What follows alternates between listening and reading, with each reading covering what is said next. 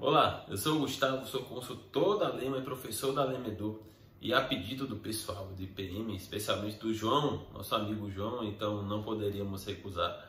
A gente veio trazer uma mensagem para vocês, para falar um pouquinho sobre a educação financeira, tá? E é um pouquinho porque esse tema é amplo, mas a gente, o que pôde fazer, enviou para vocês uma cartilha de tranquilidade financeira, que está super bacana, bem simples. Então, o primeiro ponto pega essa tua cartilha que está aí na tua mão, foi feita em nossa parceria, para que você tenha esse tipo de informação de qualidade de forma muito simples. Então dá para ler com tranquilidade, tá? E a gente começa trazendo esse guia de tranquilidade financeira. Então, enquanto eu falo, você acompanha aí, tá? Então vamos junto, explorando essa cartilha, que aí depois você com calma vai sentar e vai interagir com ela, inclusive. Então a gente traz como primeira pergunta, até para trazer essa reflexão, que tranquilidade financeira e qualidade de vida tem tudo a ver. O que a gente está conversando aqui hoje é sobre qualidade de vida. Então não enfim, a gente não quer entrar na parte de investimento muito específico, enfim, a gente quer falar de qualidade de vida. E não tem como ter qualidade de vida com dívida, por exemplo. Então a gente traz aí no começo, acompanhe comigo, essa realidade das decisões de compra que a gente toma ao longo do dia. Então a gente pode pensar que, tá bom, tranquilidade financeira, esse negócio é educação financeira, é coisa desse povo que tem muito dinheiro e que tem que fazer grandes investimentos. Não é. Decisão de compra, como utilizar o seu dinheiro, acontece a cada talvez meia hora do dia. Então, ao longo do dia, e muitas vezes a gente toma uma decisão, porque não tomar uma decisão, por exemplo, decidir não comprar alguma coisa, também é uma decisão. Então, a gente traz essa provocação para que vocês vejam como cada um de nós somos agentes econômicos, e como é importante refletir, pensar sobre as nossas decisões, sobre como a gente utiliza os nossos recursos. E a gente vai trazer ao longo dessa conversa alguns conceitos básicos de economia, bem básicos e necessários, tá? Absolutamente necessários. Vai falar sobre consumo consciente, vai falar sobre planejamento, sobre orçamento. Vai ao longo desse caminho falando um pouquinho de investimento se é necessário, além de utilização de crédito e muito mais. Então atenção, acompanha com a gente, ok? Então vamos lá, vamos começar efetivamente a nossa cartilha falando como é que está a tua situação financeira. Vou fazer uma pausa dramática aqui. Então, como é que está a tua situação financeira? Isso é muito importante, porque apesar de parecer uma pergunta boba, ela é absolutamente necessária, porque a gente às vezes sabe que está endividado ou sabe que não está endividado, mas não sabe como efetivamente está a nossa situação. Se está sobrando muito dinheiro, se está faltando muito dinheiro, se as nossas dívidas viraram uma bola de neve. Então, especialmente, falar sobre a parte comportamental disso. Você já percebeu? Isso, claro que não se aplica ao João. O João tem muito dinheiro. Mas quem não tem muito dinheiro e acaba se endividando, prefere não olhar para a fatura do cartão, não olhar para as suas dívidas, porque, claro, isso já causa uma tristeza. Isso é natural. A gente vê lá que tem uma dívida que não pode pagar, isso naturalmente deixa a gente triste. A gente não quer ficar triste. Então, por isso que a gente nosso cérebro acaba querendo enganar a gente para evitar tristeza. A gente acaba deixando esses detalhes de lado. Então, o primeiro ponto é como é que está a nossa situação financeira. Então, logo depois há uma série de perguntas, tá? Um questionário bem simples para você dizer sim ou não. Aí não faz agora, tá? Mas depois, quando chegar em casa, tiver com tranquilidade, senta e responde essas questões. Elas não vão te dar um resultado imediato, mas vão servir para você refletir. Então, isso é só para saber se você conhece bem ou não. Se você observar que não conhece, realmente não tem essas informações, e aí já é o sinal para você passar a dar mais atenção. Se você vê lá no nosso questionário que respondeu que conhece bem, isso já é um bom sinal, tá? Isso já realmente, efetivamente, já é um bom sinal, ok? E aí depois disso, trazendo outro ponto importante, a gente fala sobre juros e inflação. São conceitos básicos de economia que não são coisa de economista, tá? Isso faz parte da nossa vida. Até porque você certamente assiste o jornal ali à noite, vê que o jornal, o âncora normalmente fala sobre que a inflação subiu, os juros caiu. A gente precisa saber o que significa isso. Primeiro, inflação. Inflação é a perda do poder de compra. Ou seja, quanto mais alta é a inflação, menos o teu dinheiro vale. E vamos já falar de preço e de valor, até vai ficar mais fácil entender isso. Então vamos dizer que, sei lá, o seu salário foi reajustado. Aliás, não vou nem usar reajustado. Normalmente só fala que aumentou o salário, né? Então o teu salário era de 10 mil reais e aumentaram para 11 mil reais. Ou seja, houve um acréscimo aí de 10%. Isso nos permite falar que você ficou 10% mais rico ou mais rica? Não. Tem que ver a inflação. Inflação é justamente essa perda do poder de compra. Por isso que eu deixei de usar reajuste para usar aumento, porque muitas vezes esse aumento é um mero reajuste. Porque se a inflação no período for de 10%, os teus 10 mil reais passaram a comprar 10% menos do que eles compravam há um ano. Mais ou menos isso, entendeu? Então você que observa, como o Vitor, nosso sócio, que talvez vocês já conheçam, costuma dizer que, vamos lá, há 10 anos a gente ia ao supermercado com 100 reais e saía com 10 sacolas, cada sacola em um dedo. Hoje a gente vai ao supermercado com 100 reais e sai com 2 sacolas, só utiliza 2 dedos para carregar as compras. Isso é inflação, é a perda do poder de compra. Os 100 reais são os mesmos, a cédula é a mesma, mas o que ele compra é menos. Tá? Então isso define a inflação. Tá? E juros, aí não vamos entrar na parte técnica, mas eu recomendo que vocês busquem entender um pouco mais sobre isso, é muito bacana. Inclusive, se quiserem, a gente volta aqui e fala ali mais detalhadamente sobre isso. Mas juros é porque o dinheiro ele vai mudando de valor ao longo do tempo. Então a gente não pode somar R$1 de agora com R$1 de daqui a um ano. Não pode fazer isso, tá? A gente não pode somar dinheiros de tempos diferentes. Juros por outros motivos, né? Vamos dizer, sob a nossa ótica, existe porque ninguém empresta dinheiro de graça. Você acha que vai chegar no banco e vão te emprestar dinheiro sem cobrar juros? Não. Dentre outros motivos, é porque há risco. Então ele precisa ser remunerado. O banco, por exemplo, vocês, eu não sei aí quem é que gosta de tomar empréstimo consignado. Eu falo gosta porque a gente vê bastante, tá? A gente que trabalha com RPPS vê bastante a quantidade de gente que criou o hábito de tomar empréstimo consignado, mas espera aí, vamos falar sobre isso em outro momento. Então, quando o banco te empresta, ele considera, claro, que existe os juros, existe o risco de você não pagá-lo. Então, ele precisa ser remunerado, ele precisa ter um retorno financeiro para cobrir esse risco, porque você paga, mas o outro não. Então, para cobrir esse risco do outro, ele precisa cobrar juros dos demais. Então, é mais ou menos assim. Então, é só para a gente diferenciar juros de inflação. E é porque a gente fala de juros, de risco de emprestar. Porque o ideal é que você esteja na ponta que empresta. Porque se você emprestar, você também deverá cobrar juros. E isso é bom, porque aí você vai ser remunerado, então teu dinheiro vai crescendo em vez de diminuir com a inflação. Com os juros, se forem naturalmente acima da inflação, você vai ficar mais rico com o tempo, ok? Então, um dos nossos objetivos, claro que nossa conversa é breve e o desafio é enorme, mas um dos nossos objetivos é que você saia da fila dos que tomam dinheiro emprestado, porque você paga por isso, entre na fila dos que emprestam, porque você recebe dinheiro por isso, tá? Então, se a gente conseguir chegar aí nesse ponto, esse é o melhor dos mundos. E aí, quando tiver sobrando esse dinheiro, aí a nossa conversa vai ser outra, vai ser sobre como aplicar esse recurso, tá? A gente não vai entrar nesse assunto ainda, mas olha, façam tudo isso direitinho, que em breve a gente volta aqui para falar sobre investimento, tá? Então, isso aí eu garanto. Então, isso é importante para a gente conhecer essa questão dos nossos conceitos.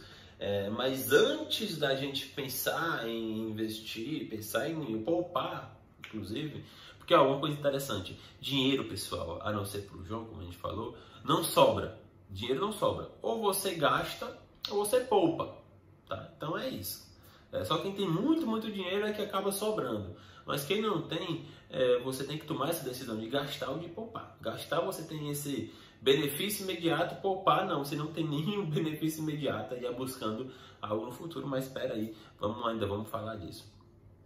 Eu quero voltar para falar sobre dívida, tá? Porque antes de pensar nessa parte de poupar, de investir, a gente precisa, primeiro ponto, se livrar das dívidas. E esse é um ponto muito comum, inclusive a gente ouve bastante do pessoal, falar sobre, cara, nossos segurados se tem esse custo, esse hábito de vir aqui sempre, ver quanto é que está a margem para tomar empréstimo. Então a gente sabe que em alguns casos é necessário tomar empréstimo para uma urgência, enfim. Mas olha, antes de tomar empréstimo, preste atenção, tá? Reflete e vê se é realmente necessário. Por quê? Porque a gente fala aqui, a gente traz uma filosofia interessante, uma filosofia que a gente importou, inclusive, ela é de uma escola, de uma casa americana. E aí ele disse que, olha, ok, dinheiro pode não trazer felicidade, mas dívida com certeza não traz felicidade. Então a gente está falando de qualidade de vida, então esse é nosso assunto. Então olha, seguinte, vamos falar baixinho agora para falar sobre dívida. Dívida é ruim, tá? Não vai nessa nessa dívida é ruim, sempre ruim. Ok? A não ser que você seja uma dívida que você, por exemplo, pega esse recurso para fazer uma aplicação, investir em um negócio, enfim, fazer dinheiro a partir daí. Senão não é bom, ok? Então, se você tem dívida, o que é comum, tá? Hoje, inclusive, acabei de ver que 80% das mulheres do Brasil estão endividadas. 80%, há um ano eram 75%, era um número absurdamente também, um número absolutamente alto, que agora, sei lá, 80% isso. Imagina, pessoal, a qualidade de vida das nossas mulheres. Imagina não, a gente consegue ver a qualidade de vida das mulheres do Brasil, 80% delas estão endividadas, isso é um dado alarmante, tá? Então o primeiro ponto vamos refletir sobre as dívidas por 5 minutos, mas a partir daí vamos pagar.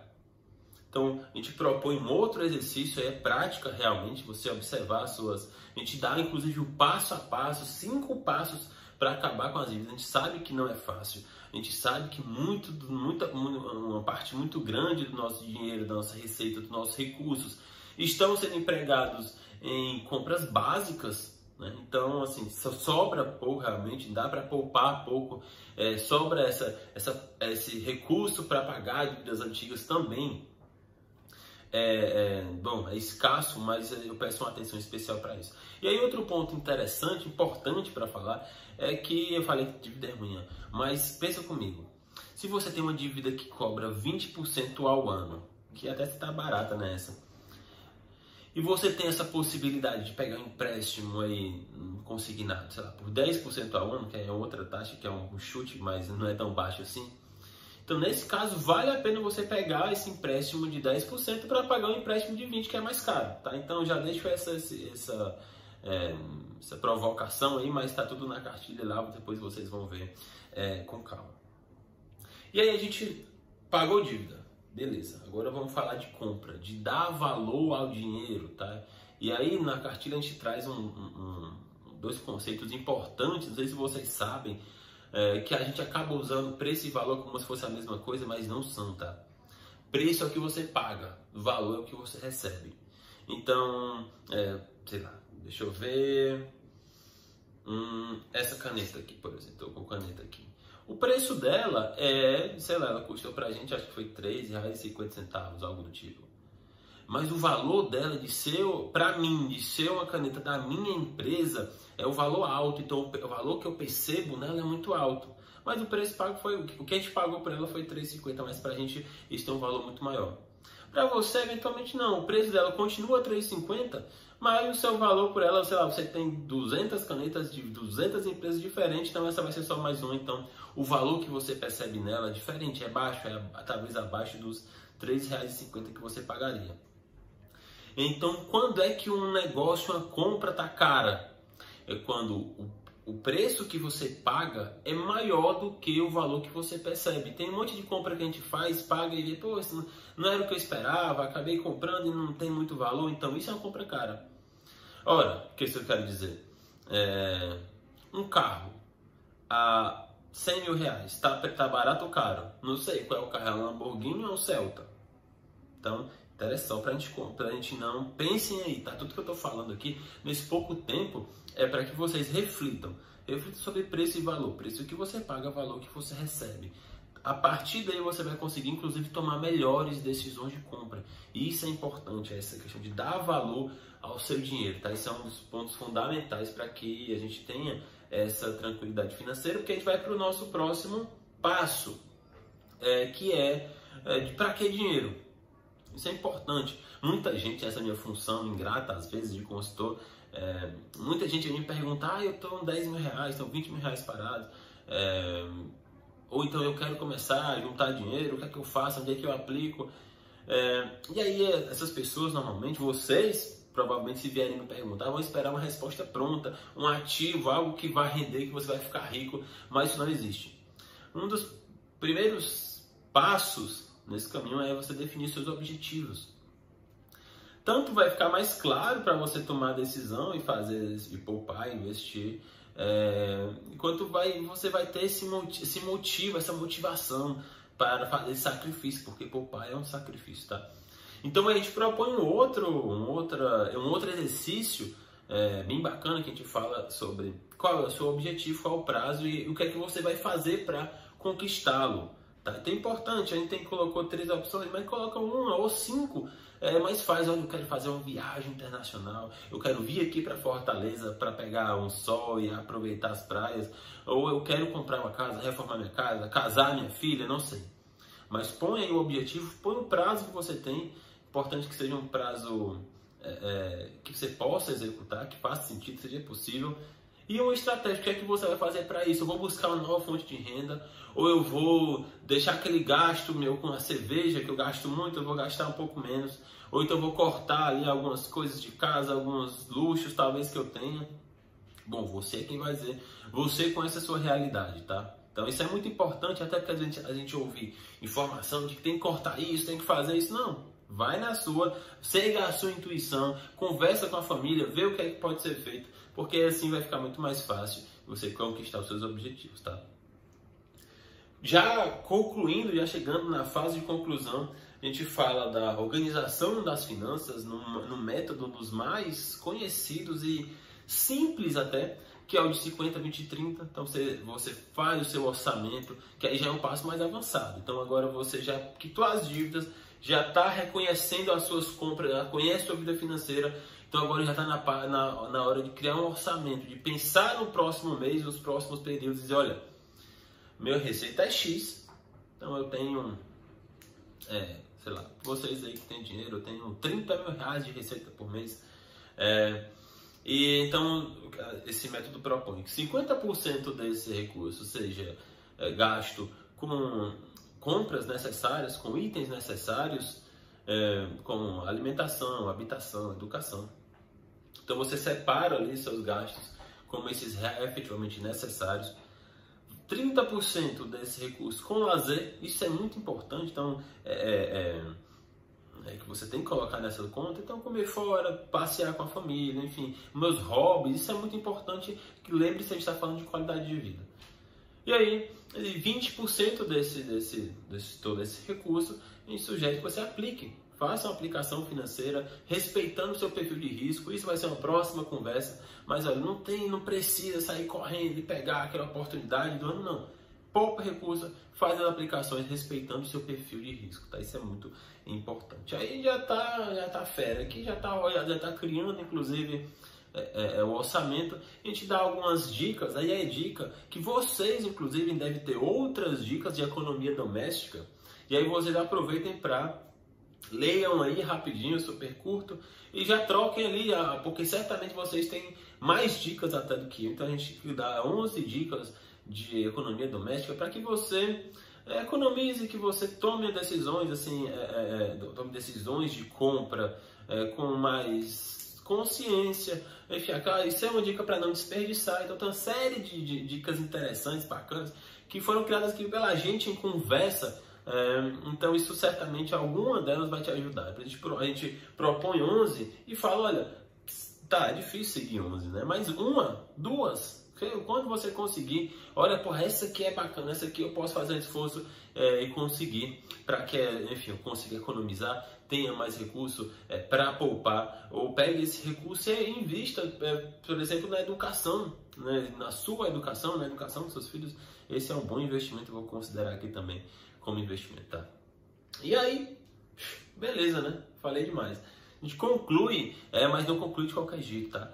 Novamente, faz algumas perguntas para reflexão, isso é muito importante. Então, observe que a gente não colocou nada de goela abaixo. Tudo que a gente faz aqui é uma conversa para que você pense na sua realidade, para que você pense no seu dia a dia e pratique o que for possível, tá? Especialmente, leva lá para a tua família, tá? Leva para a família, conversa, porque educação financeira, na verdade, as finanças de casa devem ser discutidas, tá? Devem ser efetivamente discutidas. Então, ele tem algumas perguntinhas aí que depois recomendo que vocês leiam em casa com calma, inclusive, com tempo para refletir. Eu particularmente, acredito muito nessa reflexão. Acho que a gente tem muitas respostas dentro da gente que às vezes, pela correria, por não parar para refletir, para pensar, a gente deixa passar. E acaba pegando resposta do vizinho, resposta de outra pessoa, de um especialista, e acaba se ferrando porque a gente foi contra a nossa intuição. Então, olha, tem muita resposta, muita informação boa aí dentro, que aí sim, aí depois que você entender bem isso, compartilha com o pessoal. Isso é muito importante, tá? Todo mundo aqui é agente de educação, vou contar com vocês para isso, para que a gente leve essas informações adiante, ok?